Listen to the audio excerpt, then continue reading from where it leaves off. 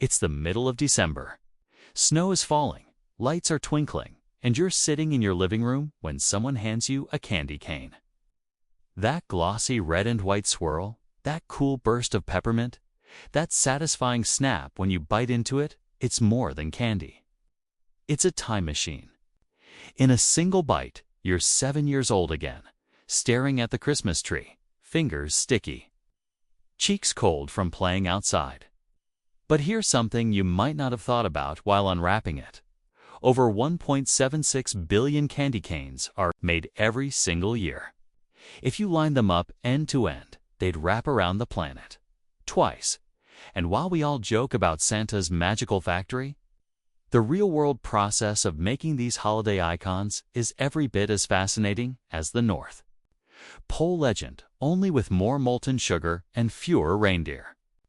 So let's peel back the plastic wrap and find out how these striped sticks of Christmas joy really come to life. Believe it or not, the candy cane hasn't always looked like the curved hook we hang on trees today.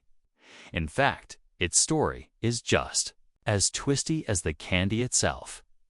We start in 17th century Europe, where straight white sugar sticks were all the rage.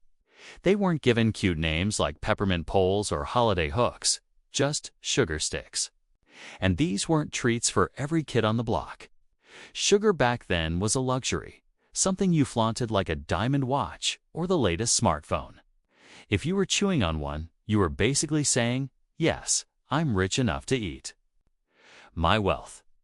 The now iconic hook didn't appear until later, when a German choirmaster at Cologne Cathedral reportedly bent sugar sticks into the shape of shepherd's crooks to keep restless kids quiet during long nativity services. Whether this tale is fact or festive fiction is still debated, but you have to admit, giving children sugar to keep them quiet is a pretty genius move, a 1600s version of handing them an iPad. These early candy canes were still pure white, and, frankly, kind of plain. They stayed that way until the early 20th century, when red stripes and peppermint flavor joined the party. Some say the colors symbolize purity and sacrifice. Others think it was simply inspired by the look of an old-fashioned barber pole. The peppermint choice was more practical. The oil was cheap, easy to use, and already wildly popular.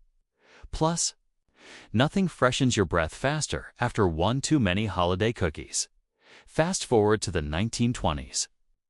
And we meet Bob McCormack, a candy maker in Georgia. Back then, making candy canes was a nightmare of sticky fingers and blistered hands. Each cane had to be bent by hand before it cooled and hardened, a slow, messy process. Then along came Mick Cormack's brother-in-law, Father Gregory Keller, a Catholic priest with a knack for mechanical tinkering. In the 1950s, Keller invented a machine that could bend candy canes automatically. This single innovation turned candy canes from a boutique treat into a mass-produced holiday staple. For the first time, millions could enjoy them without someone's fingers getting burned in the process. Today, the making of a candy cane is a precise, almost theatrical process. It starts with just 3 ingredients: sugar, corn syrup, and water. In massive industrial kettles, sugar dissolves into water, forming a thick syrup. Corn syrup joins in, keeping the sugar from crystallizing into a gritty mess. The goal is to reach what candy makers call the hard crack stage, about 300 degrees Fahrenheit. The point where the candy will set hard when cooled, but remain pliable while warm. Too hot, and it burns into a bitter lump. Too cool, and you end up with a sticky disaster once the perfect temperature is reached. The molten candy is poured onto huge, water-cooled metal tables. Here, workers fold and turn it with oversized spatulas, making sure it cools evenly and doesn't stick. At this stage, it's a translucent amber color, more molten glass than Christmas magic. That's about to change. The candy, destined to become the white section, is transferred to a pulling machine where it's stretched and folded over and over. This introduces thousands of tiny air bubbles, turning the candy opaque and glossy white. At the same time, A smaller portion of the candy is kneaded with bright red coloring. The two are eventually layered together into a single log with red strategically placed so that when the candy is rolled and stretched, those perfect swirls appear. The stretching happens on rolling machines, which pull the log into long ropes. While twisting the colors together, workers keep a careful eye stretched too fast, and the stripes distort. Too slow, and the candy hardens before shaping. The straight sticks are quickly cut to size, about 6 inches long, and then the magic moment arrives. The bend. In smaller shops, nimble-fingered workers hook each candy cane by hand in just seconds. In big factories, specialized machines do the job, bending thousands per hour. Then the canes are cooled slowly, wrapped in protective plastic, boxed up ready for stockings, cocoa mugs, and Christmas trees. Candy canes may seem simple, but they've earned their place as one of the most beloved edible symbols of the holidays. They're festive, affordable, and timeless, equally at home as a tree decoration or stirred into hot chocolate. And while peppermint is the classic, today you'll find them in every flavor imaginable. From fruity candy explosions to wild seasonal experiments like cinnamon or chocolate mint. Still, it's the red and white peppermint version that instantly says Christmas. And speaking of holiday treats that became global icons, let's talk about another candy legend, the Mars bar in the United States. Mars is a household name, pulling in more than $22 billion a year and reaching millions of homes. But the Mars bar's journey began in 1932 in Slough, England, when Forrest Mars Sr., the son of Mars founder Frank Mars, decided to create a candy bar that combined nougat, caramel, and milk chocolate. Inspired by the British version of the Milky Way, less sweet than the American one, he built something that could appeal to an entirely different audience. Mars bars quickly became a hit in the UK, while Americans stuck with their own Milky Way version. The brand adapted recipes for different markets, nuttier in some places, sweeter in others, making it a true international traveler. In the US, the Mars bar name was even used for a version of what's now Snickers almond, confusing travelers who expected caramel and nougat but got a crunchy almond surprise instead. Making a Mars bar today is a marvel of engineering. It starts with nougat, made by whipping pasteurized egg whites into a foamy base while slowly adding hot sugar syrup. This creates the light, airy texture Mars is known for. Malted milk powder adds depth, and vanilla gives it a warm, aromatic finish. Meanwhile, caramel is crafted from sugar, butter, and cream, cooked to just the right point for chewiness, then spread in a thick layer over the cooled nougat. The combined slab of nougat and caramel is cut into perfect rectangles by laser-guided guillotine cutters, then sent through a chocolate curtain, a flowing waterfall of tempered milk chocolate. The tempering process is vital, giving the chocolate its glossy look and satisfying snap. Vibrating belts smooth the coating, and rollers imprint the signature wave pattern on top. After cooling in a temperature-controlled tunnel, each bar is inspected by high-resolution cameras and trained human tasters before being wrapped in its familiar packaging. Mars has kept the bar relevant for nearly a century by balancing tradition with innovation, introducing limited edition flavors and seasonal variations while never straying from the original formula's perfection. It's proof that when you combine quality ingredients, meticulous craftsmanship, and a little marketing magic, you can create something people love for generations. From the humble candy cane to the decadent Mars bar, these treats show that behind every bite is a world of history, culture, and incredible production techniques. Imagine this: you're holding your favorite treat in hand. Maybe it's a silky Mars bar, a creamy Starbucks latte, or that perfectly balanced Twix bar you can't resist. You take a bite or a sip, and for a split second, the rest of the world fades away. That joy isn't an accident. It's the result of decades of innovation, carefully honed recipes, meticulous quality control, and just the right amount of marketing magic. But have you ever stopped mid-bite to think about where your favorite indulgences come from, how they're made, and the incredible journey they take before reaching you? Today, we're pulling back the curtain to explore not just the history, but the behind-the-scenes processes that make some of the world's most beloved treats, Starbucks coffee and Twix chocolate bars, such irresistible icons in American culture. By the time we're done, you may never look at your latte or candy bar the same way again. Let's start with a story that's as rich as the espresso it revolves around. Starbucks. Every year, Americans collectively sip more than 4 billion cups of Starbucks coffee, enough to fill nearly 380 Olympic-sized swimming pools with caffeine-fueled ambition. It's hard to imagine a morning commute or a college study session without that familiar green siren logo staring back at you. But the Starbucks story didn't begin with pumpkin spice lattes or mobile ordering. In 1971, three friends, Jerry Baldwin, Zev Siegel, and Gordon Boak, opened a small store in Seattle's Pike Place Market. At the time, their focus was simple: sell high-quality, whole coffee beans and brewing equipment. No frappuccinos, no caramel drizzle, no oat milk foam, just pure coffee, purest energy. The name was inspired by Starbuck, the coffee-loving first mate in Herman Melville's Moby Dick. And while Ahab's brew might have been more pirate-sounding, it probably wouldn't have aged as gracefully. Then came Howard Schultz.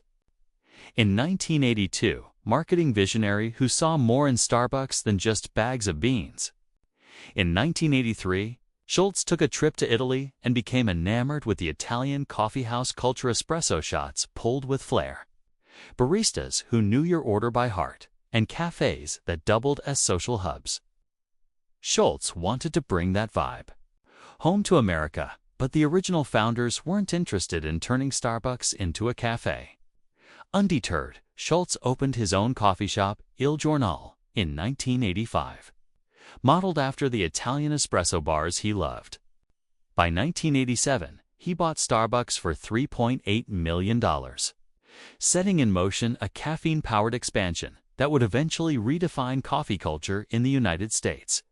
By the 1990s, Starbucks was opening a new store every workday, becoming the third place in people's lives right after home and work. They weren't just selling coffee. No, they were selling an experience. Seasonal drinks like the now legendary pumpkin spice latte became cultural events, while the siren logo grew into a global symbol recognized from Los Angeles to London. But rapid growth had its pitfalls. By the late 2000s, Starbucks was accused of overexpanding and losing its artisanal roots.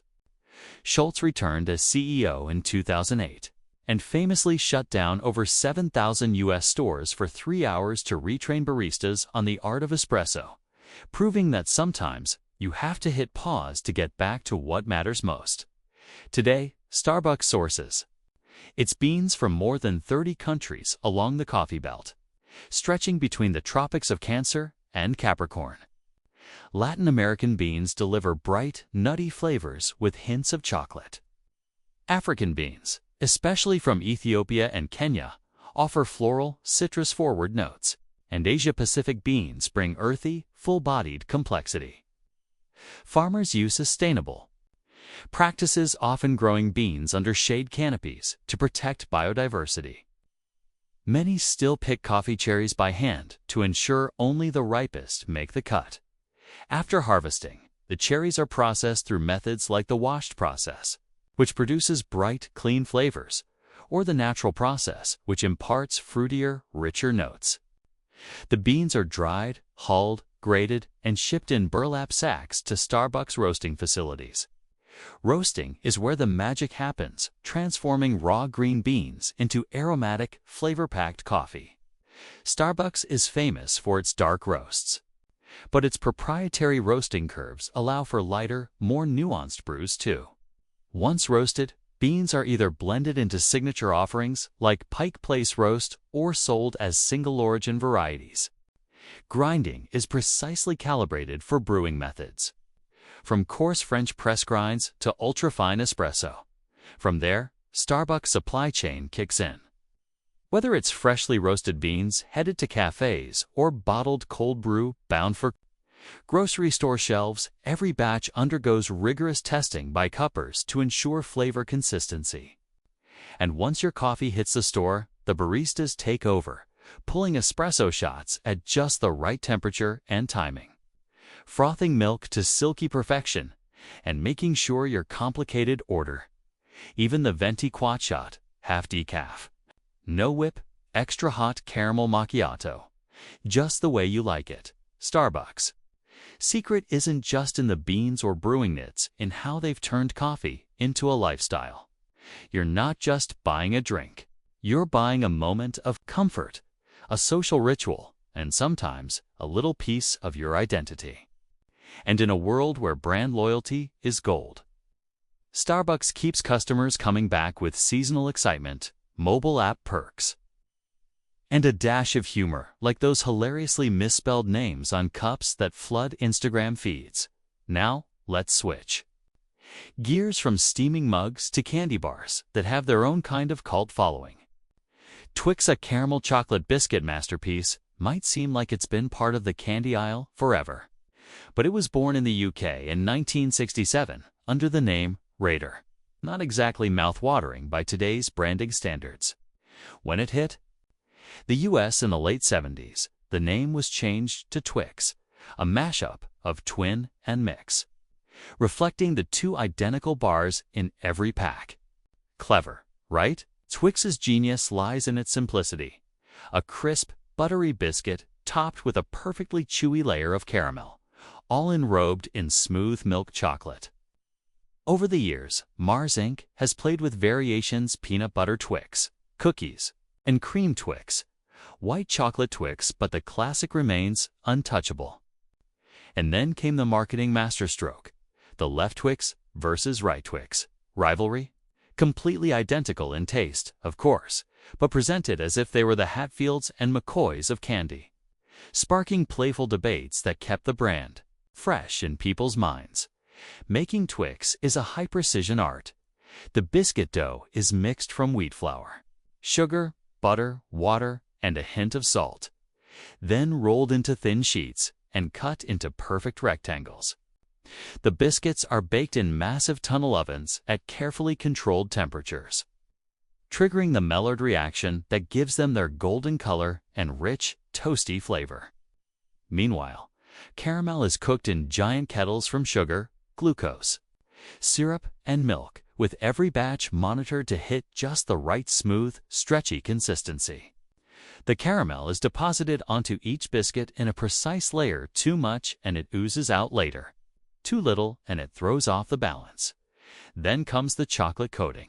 Before it touches a Twix, the chocolate is tempered, a process of heating and cooling to ensure a glossy finish and satisfying snap.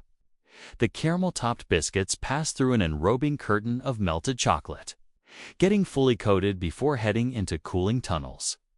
Temperature control here is critical.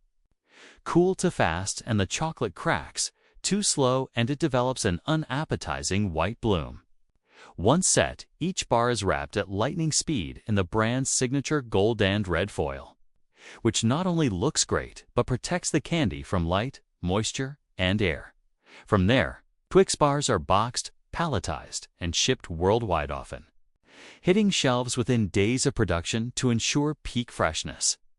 That irresistible crunch meat stew meat chocolate silk experience is no accident. It's the result of carefully engineered textures, flavors, and quality control at every step. Twix's lasting appeal is much like Starbucks: consistency, quality, and a touch of playful marketing. Whether you're team left Twix or team right Twix or just team eat both immediately, you know exactly what you're getting every time. And just like a perfect cup of coffee, that kind of reliability is comforting in a busy world. From the first sip of a Starbucks latte to the last bite of a Twix, these brands have mastered the art of turning simple products into cultural touchstones. They don't just sell food and drinks, they sell feelings, moments, and shared experiences. So next time you unwrap a Twix or pick up your morning coffee, take a second to appreciate the incredible journey behind that little bit of happiness. In your hand,